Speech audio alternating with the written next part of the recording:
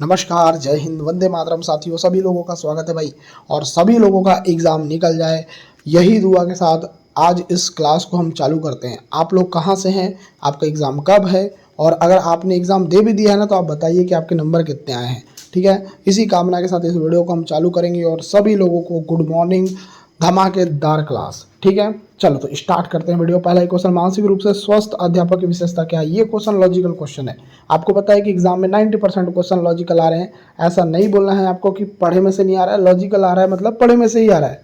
अब logical test तो यार आप लोगों का लेगा ना, तो समझ सकते हो आप कि लॉजिकल मतलब ऐसे क्वेश्चन जो आपको समझ पर आधारित होते हैं। जैसे ये क्वेश्चन, मानसिक रूप से स्वस्थ अध्यापक की विशेषता क्या होती है। सर, वह संवेदनात्मक रूप से संतुलित है, उसे अपने विषय का गहन ज्ञान है, वह अत्यधिक संवेदनशील है, उसे सख्त अनुशासन पसंद आ रहा है। सीधा सीधा आंसर आ जाएगा ए, कि वह संवेदनात्मक रूप से संतुलित है। जो संतुलित रहेगा भाई, वही जो है मानसिक रूप से स्वस्थ अध्यापक रहेगा। तो ए आंसर आपका करेक्ट आएगा। क्या कोई दिक्कत है इस क्वेश्चन में? बन जाएगा ना, तो ये क्वेश्चन बन जाएगा। चलिए अब देखते हैं सेकंड क्वेश्चन। संज्ञानात्मक मानचित्र का प्रत्यय किसने दिया। बंडूरा ने, पियाजे ने, लेविन ने, स्किनर ने। तो इसका जो आंसर आएगा वो आ जाएगा लेविन। क्या आंसर आ जाएगा? लेविन। यहाँ पर आप लगा दोगे Levin is the right answer for this question. बढ़ेंगे थर्ड क्वेश्चन की तरफ। थर्ड क्वेश्चन देखो ध्यान से। राष्ट्रीय एड्स नियंत्रण संगठन की स्थापना कब हुई। नाको, नाको मतलब जो है आपका राष्ट्रीय एड्स नियंत्रण संगठन है, और इसकी जो स्थापना है वो कब हुई। ये क्वेश्चन अगर एग्जाम में आ जाए, देखो इसका आंसर आ जाएगा 1992 में। 1992 इसका राइट आंसर आएगा। आप लगा देना सी आंसर। ठीक है, सी आंसर आप लगा देना।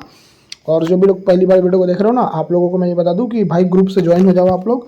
ये नंबर है मेरा 8827419259। देखो अप्रैल में एग्ज़ाम है, तब भी ज्वाइन हो जाओ, क्योंकि इस ग्रुप में आपको ऐसी ऐसी चीज़ें मिलेगी ना जिससे आप सिलेक्शन पा लोगे, और नोट्स भी मिलेगी। तो अगर आपको ज्वाइन होना है तो ही मैसेज करो। ठीक है, और ये ग्रुप पैड है, ये भी बता देता हूँ। अगर इंटरेस्टेड हो तभी ज्वाइन करना या मैसेज करना।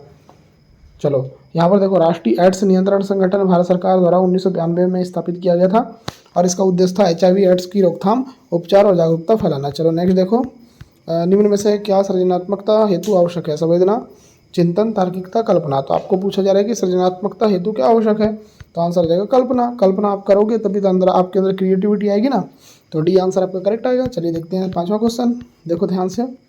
डिसलेक्सिया, डिस्ग्राफिया, डिस्कैलकुलिया किसके प्रकार हैं। तो कोई सिंपल सा क्वेश्चन है भाई। ये जो है ना आपके ये जो है आपकी अधिगम की अक्षमता है। क्या है सर? ये अधिगम की अक्षमता है।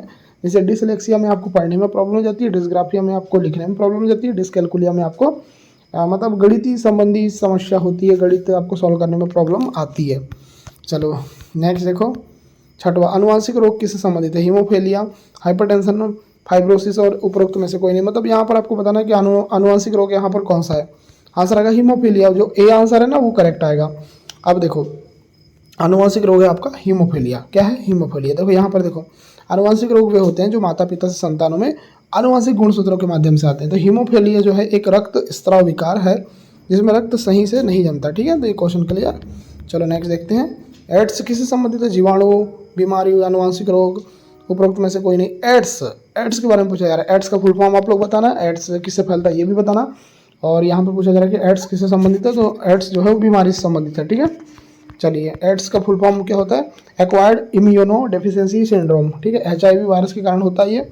चलो अब देखते हैं नेक्स्ट क्वेश्चन, प्रतिभावान बालक की बुद्धि लब्धि कितनी होती है। जो बालक प्रतिभावान होता है उसकी बुद्धि लब्धि कितनी होती है। ठीक है, देखो मैं इसका आंसर बता देता हूँ। 130 IQ है ना, 130 IQ प्रतिभावान बालक की बुद्धि लब्धि होती है।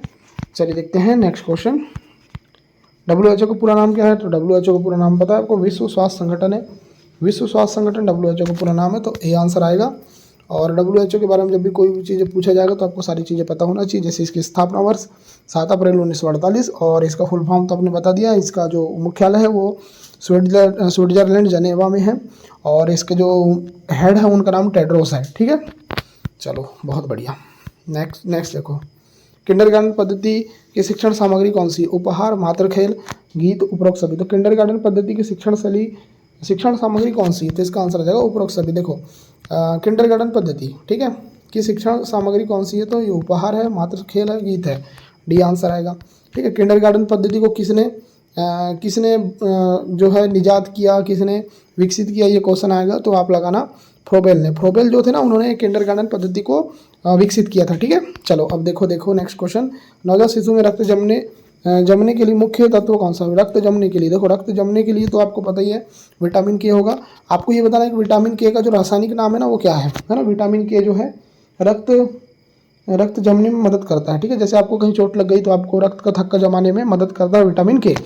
चलो ये भी क्वेश्चन बना, देखो बार बार देखते हैं। देखो ध्यान से, भाषा सीखने के साधन कौन से? अनुकरण, खेल, कहानी सुनना, उपरोक्त सभी। भाषा, देखो अगर आपको भाषा सीखना है तो क्या उसके जो है साधन होते हैं? तो ये सारे होते हैं। चलो नेक्स्ट देखते हैं। असामान्य गुण वाला बालक क्या कहलाता है? देखो अगर कोई बच्चा असामान्य गुण वाला है तो वो क्या कहलाएगा? विशिष्ट बालक, असामान्य बालक, सामान्य बालक। तो आपको पता ही है भाई, इसका आंसर आ जाएगा विशिष्ट बालक, है ना। जिन बच्चों में असाधारण प्रतिभा या विशेष आवश्यकताएं होती है तो उन्हें विशिष्ट बालक कहा जाता है। इनमें प्रतिभावान बालक, मंदबुद्धि बालक, मानसिक या शारीरिक विकलांगता वाले बालक शामिल हैं, ठीक है। अनुभव एवं प्रशिक्षण के द्वारा व्यवहार में होने वाले परिवर्तन को क्या कहते हैं? बहुत ही अच्छा क्वेश्चन, एग्जाम में आने वाला क्वेश्चन है। आपको देखो क्या पूछा जा रहा है कि अनुभव एवं प्रशिक्षण के द्वारा व्यवहार में होने वाले परिवर्तन को क्या कहते हैं? इसका आंसर आ जाएगा अधिगम कहते हैं। मैंने आपको ये परिभाषा तो पहले ही बता चुका हूँ कि अनुभव और प्रशिक्षण के द्वारा व्यवहार में होने वाले परिवर्तन को क्या कहते हैं सर? हम अधिगम कहते हैं। ये क्वेश्चन एग्जाम में आएगा, आप उड़ा देना भाई, एकदम बना देना। अधिगम इसका राइट आंसर आएगा, तो मैं यहाँ टिक लगा देता हूँ, अधिगम इसका राइट आंसर आ जाएगा। चलिए देखते हैं नेक्स्ट क्वेश्चन, क्वेश्चन नंबर 15। सामाजिकरण में बाधक तत्व क्या है? असुरक्षा, समाज, अनुशासन और उपरोक्त सभी। तो आंसर आ जाएगा ये सारी चीज़ें जो है बाधक तत्व हैं भाई। चलो अब देखते हैं नेक्स्ट क्वेश्चन, 16वां क्वेश्चन, ध्यान से देखना। विकास किससे प्रभावित होता है? जो विकास होता है, हमारा डेवलपमेंट होता है, वो किससे प्रभावित होता है? माता पिता का व्यवहार, समाज, वंशानुक्रम और वातावरण। देखो विकास किससे प्रभावित होता है सर? तो इसका आंसर आ जाएगा सर दो चीज़ से, एक होता है वंशानुक्रम से, एक होता है वातावरण से। वंशानुक्रम और वातावरण, इन दोनों चीज़ों से हमारा विकास प्रभावित होता है। विकास क्या होता है सर? डेवलपमेंट, ठीक है। क्वेश्चन नंबर 17 देखिए, 17वां क्वेश्चन में क्या पूछ रहा है कि बीजावस्था किस अवस्था से संबंधित है? तो बीजावस्था किससे संबंधित है? तो ये डिंब अवस्था से संबंधित है। किससे संबंधित है? डिंब अवस्था से, ठीक है। चलिए, हाँ, वंशानुक्रम का प्रभाव किस पर पड़ता है? शारीरिक लक्षण, सामाजिक स्तर, चरित्र, उपरोक्त सभी। वंशानुक्रम का प्रभाव किस पर पड़ता है सर? तो ये आ जाएगा आंसर उपरोक्त सभी। देखो आपका जो शारीरिक लक्षण है उस पर भी, सामाजिक स्तर, चरित्र, ये तीनों पर पड़ता है। डी आंसर करेक्ट आएगा। 19 देखो, कुपोषण पर नियंत्रण किस योजना का उद्देश्य है? जननी सुरक्षा योजना, ग्रामीण स्वास्थ्य योजना, बाल शक्ति योजना, उपरोक्त सभी। तो आंसर क्या आएगा? तो आंसर आएगा उपरोक्त सभी। चलिए 20 देखते हैं। कोलेस्ट्रम किससे संबंधित? देखो कोलेस्ट्रम के बारे में कितने बार बताया हूँ, डिटेल आप पूरा बताना मेरे को कमेंट सेक्शन में। माता का दूध होता है कोलेस्ट्रम, ठीक है। चलिए बहुत बढ़िया। नेक्स्ट देखो, संज्ञानात्मक विकास का अध्ययन किसने आरंभ किया? जीन पियाजे, फ्रायड, कोहलबर्ग, उपरोक्त सभी। संज्ञानात्मक विकास का अध्ययन किसने आरंभ किया? ये क्वेश्चन अगर आपसे पूछ लिया जाए तो आपके आंसर लगाओगे, तो आंसर लगाना जीन पियाजे। चलो नेक्स्ट क्वेश्चन, पल्स पोलियो अभियान की शुरुआत कब हुई? बहुत बढ़िया क्वेश्चन है। तो इसका आंसर हो जाएगा 2 अक्टूबर 1994। 2 अक्टूबर 1994 को पल्स पोलियो अभियान की शुरुआत हुई थी। चलो नेक्स्ट क्वेश्चन, इनमें से कौन पैरों से संबंधित कौशल है? दौड़ना, सीढ़ी चढ़ना, कूदना, उपरोक्त सभी। तो आपको पता ही है भाई, ये सारी चीज़ें जो है वो पैरों से संबंधित कौशल है। डी आंसर आएगा। चलिए नेक्स्ट देखो, बालक की सीखने की प्रक्रिया को प्रभावित करने वाला तत्व कौन सा है? प्रेरणा, पुरस्कार, प्रशंसा, उपरोक्त सभी। आंसर क्या आएगा? तो उपरोक्त सभी आएगा, ठीक है। बहुत बढ़िया। चलिए ये भी क्वेश्चन बन जाएगा। जननी सुरक्षा योजना, अच्छा इसकी डेट भी बताओ और ये बताना। देखो जननी सुरक्षा योजना को पहले किस नाम से जानते थे ये बताओ पहले, बाकी मैं इसका आंसर तो आपको बता देता हूँ। 2011 इसका राइट आंसर आएगा, ठीक है। चलिए नेक्स्ट देखो, अंधे बालक को शिक्षित करने हेतु विशिष्ट तरीका कौन सा है? चिन्ह, ब्रेल लिपि, स्पर्श विधि, उपरोक्त में से कोई। देखो अंधे बालक को शिक्षित करना है तो क्या आएगा सर? तो आपको पता ही है कि ब्रेल लिपि आएगा इसका आंसर। चलो बहुत बढ़िया। अच्छा ब्रेल लिपि के बारे में याद रखना, 1824 में इस लिपि को विकसित किया गया था, ये भी याद रखना है, ठीक है। चलिए देखो, समस्या बालक कौन होता है? चोरी करने वाला, झूठ बोलने वाला, माता पिता का कहना ना मानने वाला, उपरोक्त सभी। तो समस्या बालक कौन होता है? तो इसका आंसर आ जाएगा सर उपरोक्त सभी। देखो समस्या बालक कौन होता है सर? चोरी करने वाला, झूठ बोलने वाला, माता पिता का कहना ना मानने वाला, उपरोक्त सभी। तो आंसर क्या आएगा? उपरोक्त सभी राइट आंसर आएगा। चलो देखते हैं नेक्स्ट, पूर्व शालेय शिक्षा के जन्मदाता कौन है? मदर टेरेसा, मैकमिलन बहन, गांधी जी, बंडूरा। तो पूर्व शालेय शिक्षा के जन्मदाता कौन है? तो इसका आंसर आ जाएगा मैकमिलन बहन। तो बी आंसर आएगा करेक्ट, बी आंसर। चलिए 28 देखते हैं। नवजात का शाब्दिक अर्थ क्या होता है? नया, बच्चा, सुंदर, चेहरा। नवजात का मतलब होता है बच्चा, ठीक है। बहुत बढ़िया।